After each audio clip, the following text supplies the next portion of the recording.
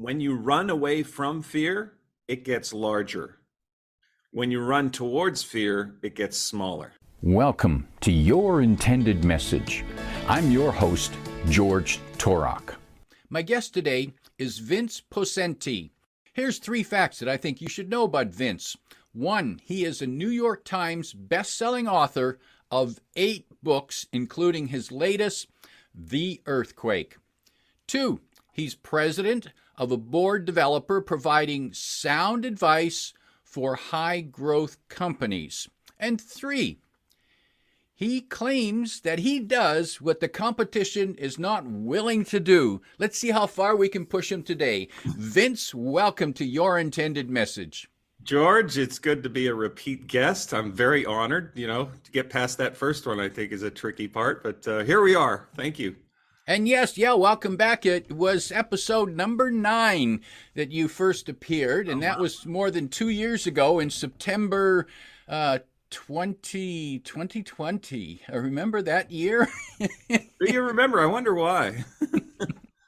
Memorable year, yeah. Vince, your latest book, The Earthquake, what's the key message there? The opening line sets the stage, and that opening line is there's no linear way out of chaos. And what I think a book, or a documentary for that matter, should answer is a fundamental question. Well, then what is the way out of chaos, right? And that was a big challenge. I know you're an author as well, and just having, it's easy to write a bad book. Very easy. I mean, it's academic. You can just write a bad book. But can you write a book that has the reader go, oh, I hadn't thought of it that way? And so and also I'd written a book in the early 2000s called The Ant and the Elephant. And it's a very linear concept, of ultimately saying, what are the steps necessary to get to your oasis, right? And the first question there is, well, what is your oasis? What is that place that gives you that emotional buzz? And so the ant is the metaphor for the conscious mind, the elephant, the subconscious mind. And having written that book, and, LeBron James quoted it in Sports Illustrated, FedEx used it as a leadership tool. I just ran into a university professor who used it in his classes in the University of Michigan, right? I mean, it's caught a life of its own, this Ant and the Elephant. It's a good book. It's a parable. How does the ant align on the back of the elephant when the elephant's headed east and it wants to go west? So how do you get your conscious intention going in the right direction when the subconscious agenda is going in the opposite direction? So it's a frustrating, human experience, if you will, in a parable format. But to answer your question about the earthquake, it is sometimes we experience a personal earthquake where we're incapacitated, or we're catatonic, or just paralyzed by fear of, maybe it's bankruptcy, maybe it's divorce, maybe it's a health scare, maybe it's losing a child. I mean, these personal earthquakes that can absolutely devastate us can create this environment of chaos. And therefore, how do you get through that chaos? How do you get unparalyzed and move forward? How do you engage in that way? And so I had taken from my own personal financial earthquake, and then turned it into another parable about the ant and the elephant experiencing an earthquake at the very outset of the book. And then, how do you get out of this chaos? What is this way to get there? And so that was the challenge of the book. All right, and we'll explore the chaos, but before we do, I want to go back to the concept of the ant and the elephant being the subconscious, which suggests a concept that probably a lot of us don't want to admit, but we're not in control of our We life. have the illusion of control, yes. Right. Yeah, people, if somebody asked you, how well do you know yourself? I mean, what would your answer be? Right? Well, I know myself really well. But there's a saying, you don't know what you don't know. Mm. And this all sparked by research by a guy named Dr. Lee Poulos. And I don't know if you've met Dr. Poulos over the years, but he had some research that in a second of time, your conscious mind processes with 2,000 neurons So right now, consciously you're aware of what I have to say. You're enjoying it. It might be something you wish somebody else would be listening to. You're looking at me thinking I look like Phil Donahue or the old man from Up, whatever you're thinking consciously. But in the same second, the subconscious mind is processing with 4 billion neurons. So from Poulos's research, I pulled a metaphor out of that, which is if an ant, the conscious mind, is on the back of the elephant, the subconscious mind, and the ant is making decisions on direction, you absolutely need the elephant to go in the same direction. And this is the human condition, right? You make an intention to go on a diet, but what if your subconscious mind is going, I don't think so, right? So you consciously want to lose weight and be more fit, but there might be a subconscious, below conscious agenda that is going in the different direction. The flip side, the absolute flip side of that is, what if 2,000 neurons and 4 billion neurons were headed in the same direction? So in both books, seeking the alignment is fundamental, but in an earthquake, that's easier said than done because there's all sorts of fears going on. Is fear our biggest earthquake? Fear, it really is the aftershocks, right? Because when you have an earthquake, the fear starts to compound, if you will. There starts to be this fear of being hurt again. And it's all, most of it's at a very subconscious level.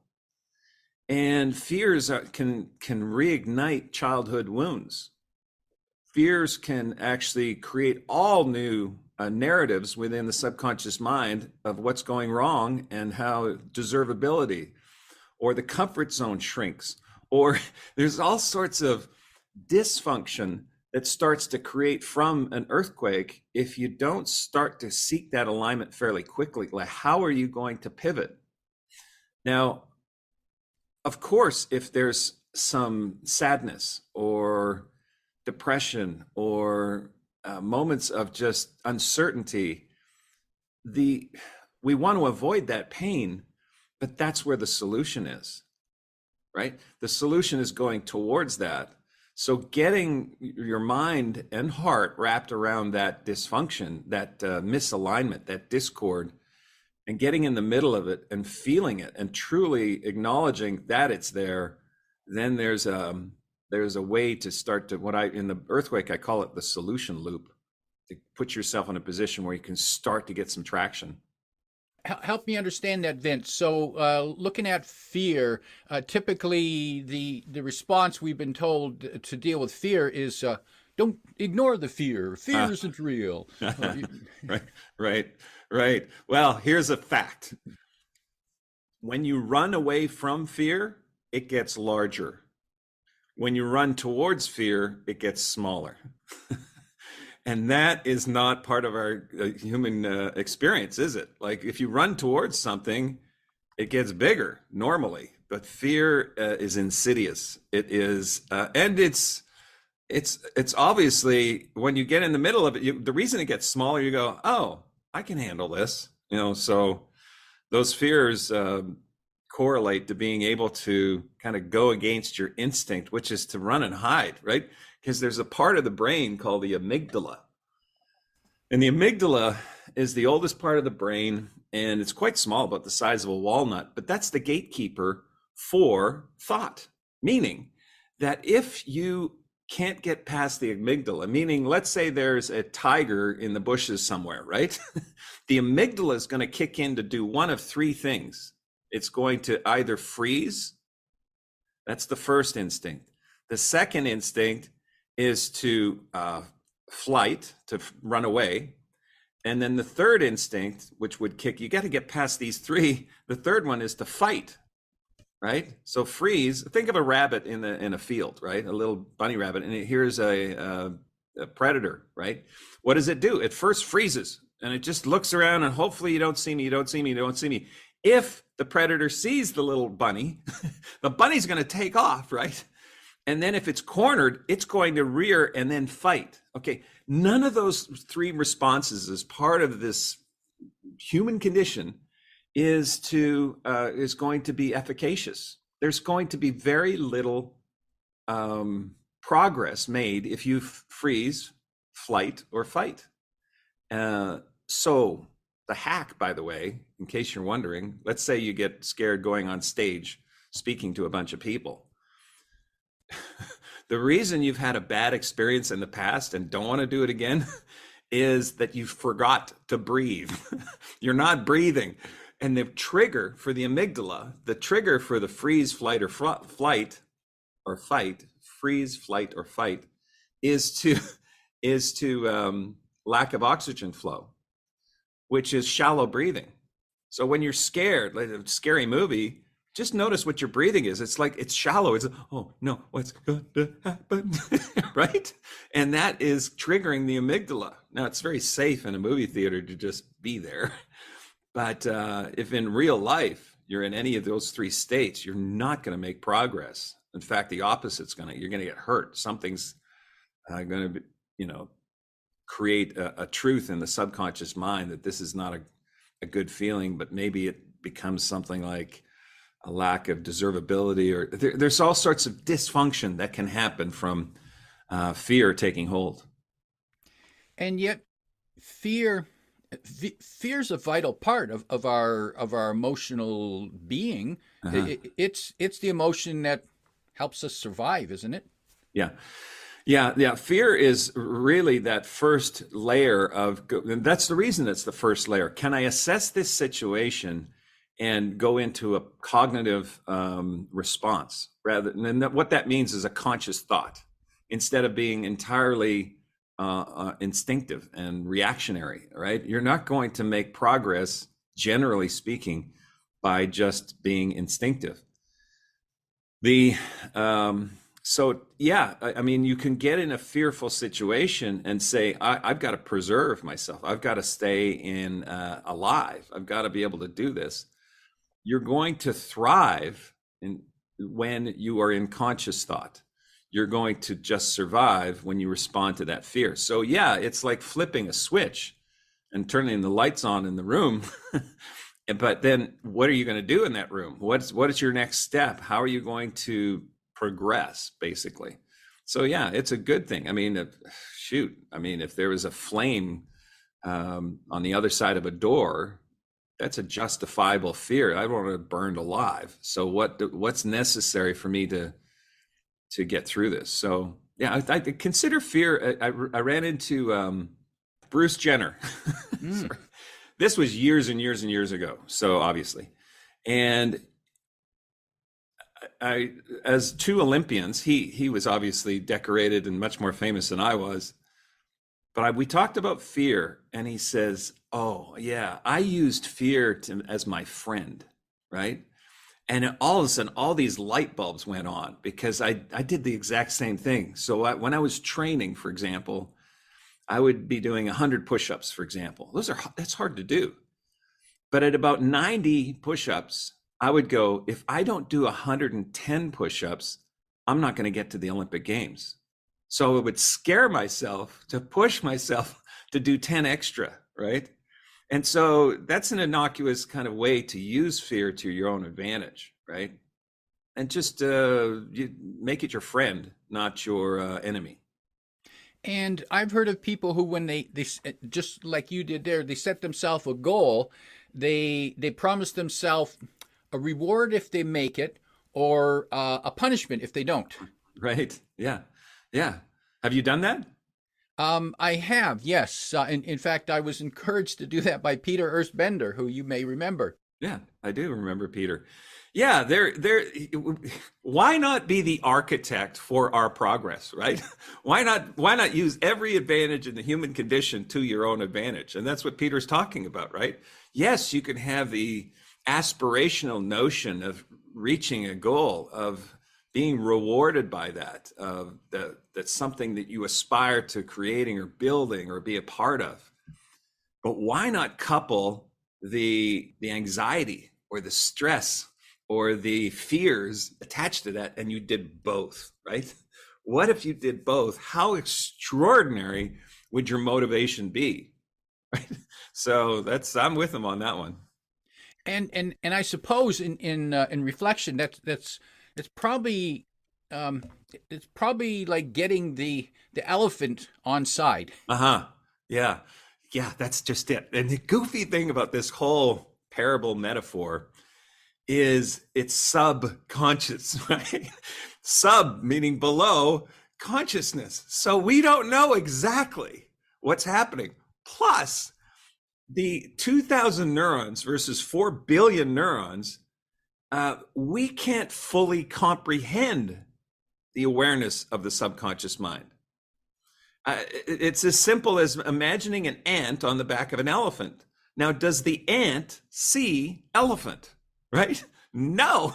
All it sees is a gray landscape with little black trees here, elephant hairs here and there, right? That's all it sees. And so our awareness can be limited to what's going on. For example, we've got a dog. His name's Cosmo, right? Cosmo, we've had him for 9 years. Pretty smart dog when you want him to do one thing or the other. But if I explained math to Cosmo, I said, Cosmo, 2 plus 2 equals 4. Cosmo would look at me like, what are you talking about, right?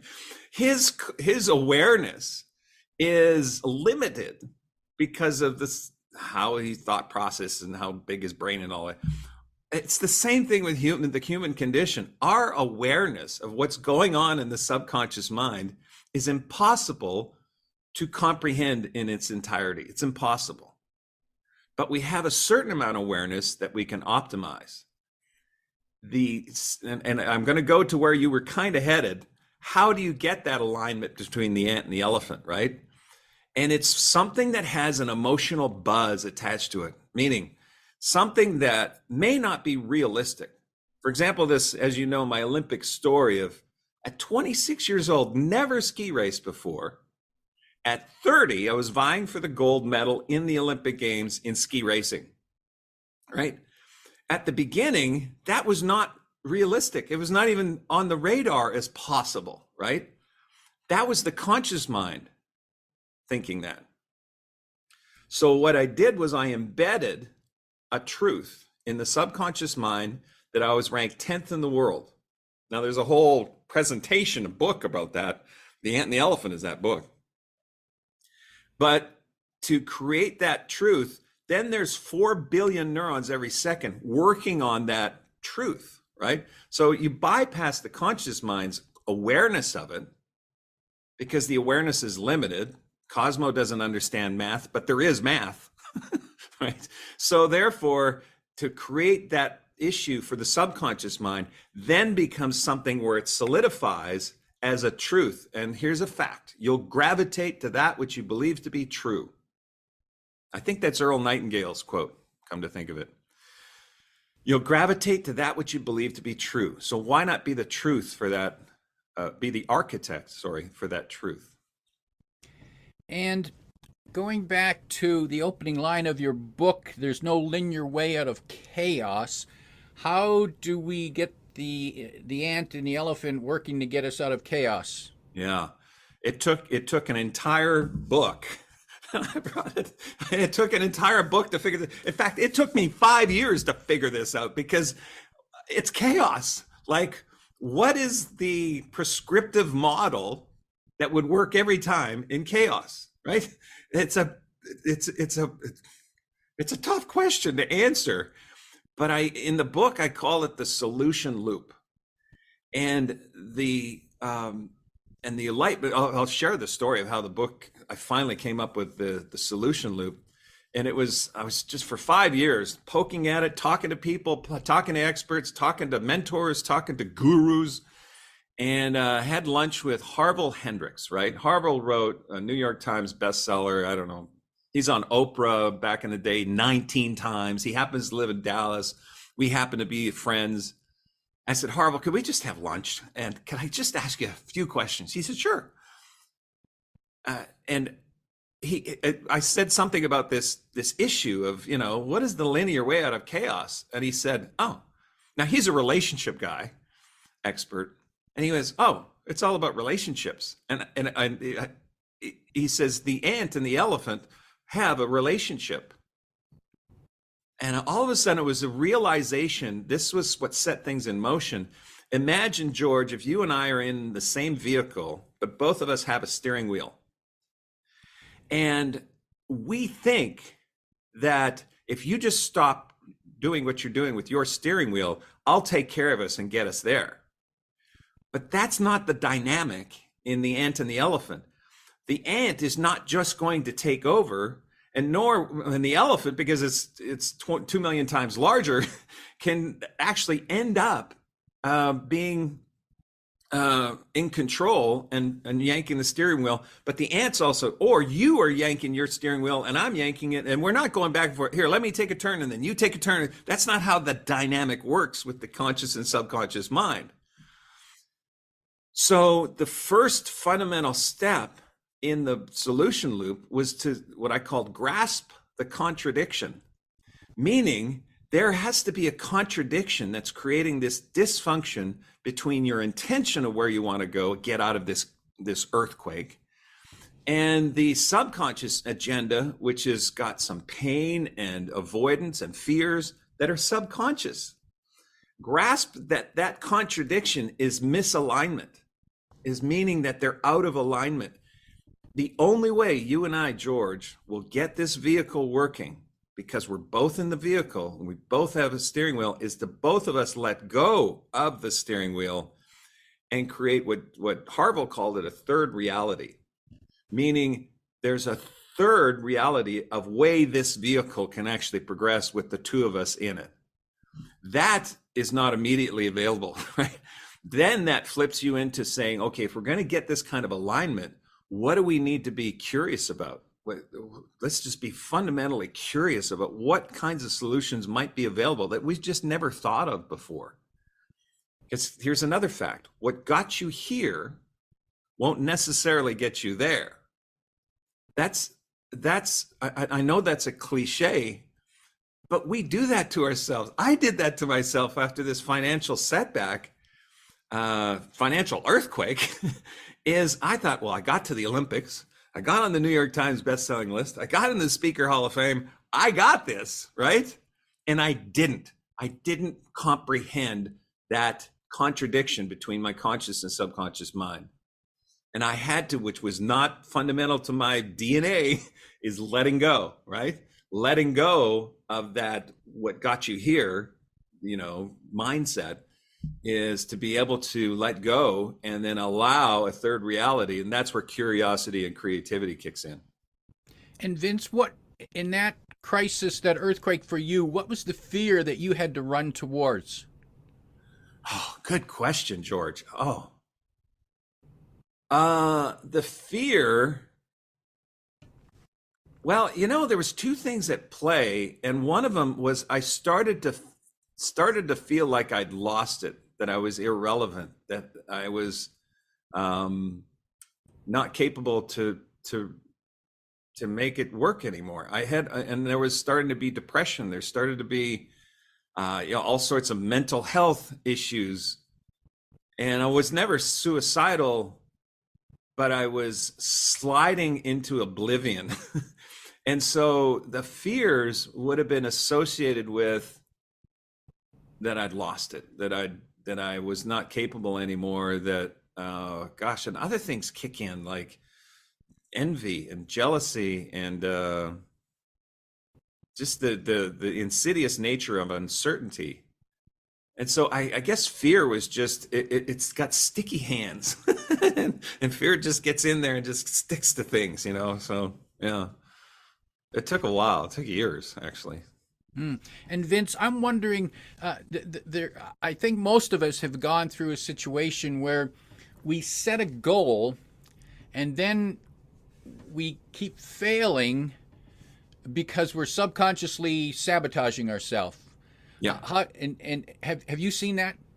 Oh yeah, I did it. I sabotage myself all the time. Procrastination. There's a keeper, right? There's a guy that I follow. His name is Dr. George Burris, and Dr. Burris, talks about something called your path. And your path might not be working for you, but it's your path. It's your place of comfort, even though it may be dysfunctional. And so we do whatever we can to get back onto the path. And that's the subconscious mind believing that that's where we belong. And so think of somebody in an abusive relationship, right? There was all sorts of butterflies and rainbows at the beginning of that relationship. There was all sorts of stuff that was just irresistible. I mean, the attraction and the connection, and this is the one. But all of a sudden, this abuse starts to occur. And then the mind starts to make sense of it, saying, oh, this is my path. This is where I belong. And to get away from your path can be a very, very difficult thing. But let me add this one short story, because this is where the value of an outside perspective is absolutely essential. You and I both know a guy named Dr. John Gray. He wrote a book called Men Are From Mars, Women Are From Venus. John and I have become friends over the years, and he, this is such a story. So his dad was carjacked and left to die in the trunk of a car in Tyler, Texas in August. The heat exhaustion just overtook him, and his dad died in this trunk. John and his brother went to the funeral in Tyler. They went to the impound lot to see the car.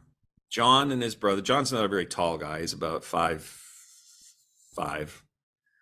And he said, I want to get in the trunk and see what Dad went through. And his brother went, all right. And so John got in, they closed the trunk, and they could see how, by the way, they tested this and opened the door with the button to allow the BMW trunk to open. So John got in, and then he could see how his dad had tried to pry open the latch with the crowbar that was in there. He could tell that his dad had punched out the tail light, and John, not a very tall guy, reached his arm out the tail light and tried to open the trunk himself. And he realized why his dad couldn't reach it, because it was just impossible to reach the button. And then John heard his brother's voice on the outside of the car. And the heat was getting dangerously bad in the trunk. And he heard his brother's voice say, just angle your hand in and up, just in and up. And he found the button, pressed it, and the trunk lid opened, and in washed fresh air and survival. And John said these exact words.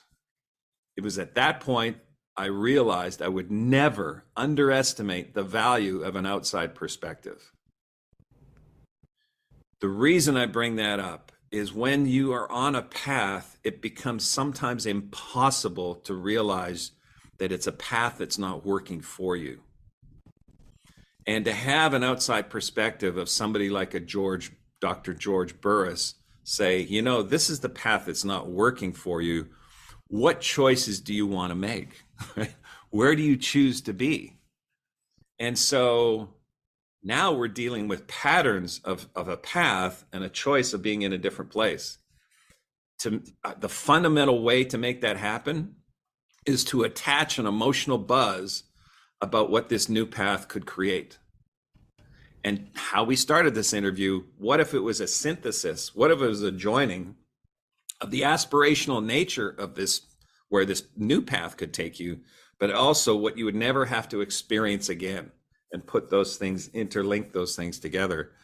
Then you're on a new path to get out of this. And here's a kicker. We're in a world based on instant gratification. So it may take a while, and we're not fundamentally used to delaying gratification nowadays, are we? No, not at all. Yeah. And Vince, as I'm listening to you, I'm thinking that this is an episode that listeners are going to want to listen to more than one time, because there's a lot of lot of thought in there, a lot of thinking. Yeah. And what I'm hearing there is that we always need someone else. Yes, the value of an outside perspective. Never underestimate the value of an outside perspective. And it could be a friend.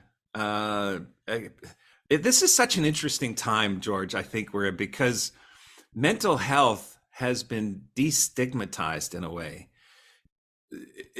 Athletes at the top of their game, Olympians, football players, people that are supposed to be these pillars of strength are going, I don't feel right and I need help, right? And they've said this publicly, Michael Phelps. Everybody just, it was so eye-opening when Michael Phelps said, I don't feel right, I need help. And everybody's going, wait, you just won 29 Olympic medals and you're saying you need help? I mean, we weren't allowed to do that as Olympians or athletes or any of us, that are supposed to be strong. Dads, father, a husband. I mean, there's stuff that maybe we feel we shouldn't share. And maybe that's just our generation. The younger generation is leading the way, saying, Simone Biles, saying, you know what, I'm not gonna compete in this round. If you remember the last Olympics, but she had the courage to, with all the pressure on her, all the cameras and the microphones, and she said, yeah, I'm feeling fragile. Whatever she was feeling, she was honest about mental health. So it's easier today to find that new path that will serve you better into that uncertainty. And Vince, so do we need to become more aware of our emotional states, and do we always listen? Or should we, how do we decide when to listen to the emotion, especially when the emotion's something like anger? Yeah. Let's simplify it and call them soul taps. And there are moments where you get a tap on the shoulder, and all that means is pay attention, right? Just be aware. And it's so much more enhanced when you can pay attention with an outside perspective. I have a coach. I have a coach that Steve Strauss is his name. And do you know Steve? No. Yeah, Steve Strauss is here in Dallas, and he's just been my coach for close to 20 years now. And it's that outside perspective that I'm constantly checking in with. Yeah, important. And Vince, for people who want to know more about you, your services, and especially your books, the place to find out more is at your website. Yeah, vinceposcente.com. Yeah. And you can find that link in the description below. Vince, as we prepare to wrap up, if you could sit down and give advice to a team leader who is experiencing some sort of chaos, maybe it's a massive loss in business and they've got to lay people off. Maybe it's a project that's failed, or maybe it's just something in their personal life that's gone terribly wrong. If you could give them 1, 2, or 3 pieces of advice to find a way out of chaos that's probably not going to be obvious to them. Yeah, I would say that number one thing, because this is a painful thing. For example, what you're experiencing, if you're going through that, imagine if there was a knife in your leg, right? And somebody said, well, just let go, just allow, just don't have fear, just don't think about it. It's like, no, there's a knife in my leg.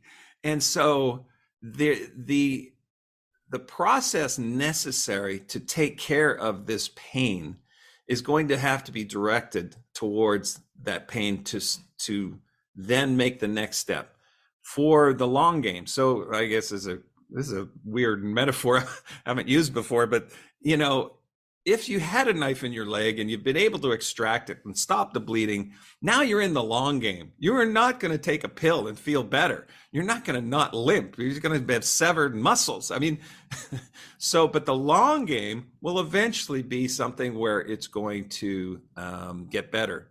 And then the third piece, which is the reason we're having such fallout from the pandemic, is we have been connected, like you and I are connected here digitally, but getting back with groups and seeing people connected and seeing people pushing back against going into the office and all that.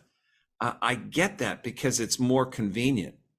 In 1981, Faith Popcorn came up with a book called Cocooning, a concept called Cocooning, which it ended up being a book. And she was watching people become more and more isolated. And with technology, back then it was VHS, where you could take a movie home. Well, I don't need to go out. I can stay in the home. All these, now we got delivery, we got Amazon. I mean, she didn't even know that was on the radar. But this isolationism became more and more convenient, and we're creatures of what? Habit. And so this is the long answer to say that we have gone so far. The pandemic made us, put us in a box. And then now we're kind of used to that this is a new path.